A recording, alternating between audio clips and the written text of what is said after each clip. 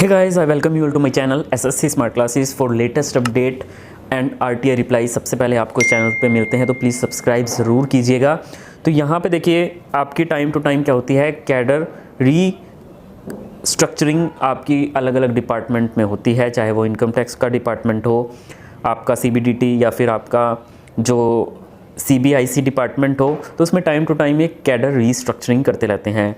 ऐसे भी प्रपोजल निकलते हैं जो एम्प्लॉयज़ की फेवर में ना हो, लेकिन ऐसी बहुत सारी चीज़ें हैं जिसके ऊपर वर्क किया जाना है, लेकिन वो सिर्फ प्रपोजल निकलते हैं, उन पे अमल नहीं होता।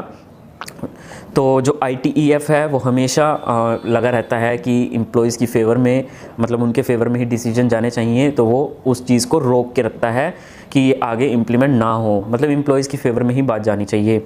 अब यहाँ पे कुछ इन्होंने प्रपोज़ल रखे हैं, हो सकता है कि आने वाले टाइम में ऐसा हो जाए, क्योंकि इन्होंने ये प्रपोज़ल रखा है कि हम ऐसा करने वाले हैं इस डिपार्टमेंट में, ठीक है। तो अगर ऐसा होता है तो बहुत ज़्यादा नुकसान हो जाएगा आपकी वैकेंसीज़ के रिगार्डिंग।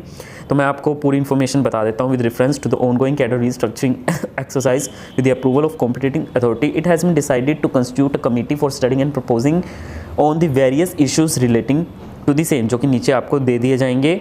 यहाँ पे the committee is to comprise of the following officers, ये ऑफिसर जो है वो बैठे थे, मतलब इसमें आपके ये एडिशनल डायरेक्टर जनरल थे, DGHRD के chairman, joint secretary, admin, CBIC member, commissioner, coordination, ठीक है। इन्होंने बैठकर जो है वो एक कमेटी रखी और वहाँ पे इन सारे चीज़ों के ऊपर प्रपोजल रखे, विचार रखे अपने। तो यहाँ पे देखिए, पढ़िए यहाँ पे feasibility of shifting of the bulk recruitment from the pay level 7, ठीक है। मतलब जो बल्क रिक्रूटमेंट होती थी उसकी शिफ्टिंग की फिजिबिलिटी है कहाँ पे, मतलब जैसे इंस्पेक्टर, एग्जामिनर, प्रिवेंटिव ऑफिसर को पे लेवल 4 में, मतलब they might not be direct recruitment, शायद वो आगे ना हो पाए, ठीक है, ऐसा इनको मानना है। Desirability of the shifting of the recruitment, इसका सीधा सीधा मतलब यह है प्रमोशंस ज़्यादा होंगी आपकी। Desirability of the shifting of recruitment currently being done in 3 grades, ठीक है, जैसे कि आपकी inspector, examiner, preventive officer, executive and tax assistant, ठीक है।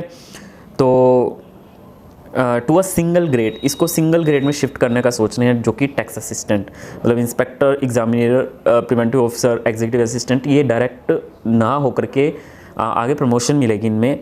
The charter of the duties of the officers in 3 grades with suitable designation from them, the reporting hierarchy for the 3 grades, desirability or otherwise of having 2 separate cadres for tax assistant, executive and tax assistant in case of 2 cadres, then their strength।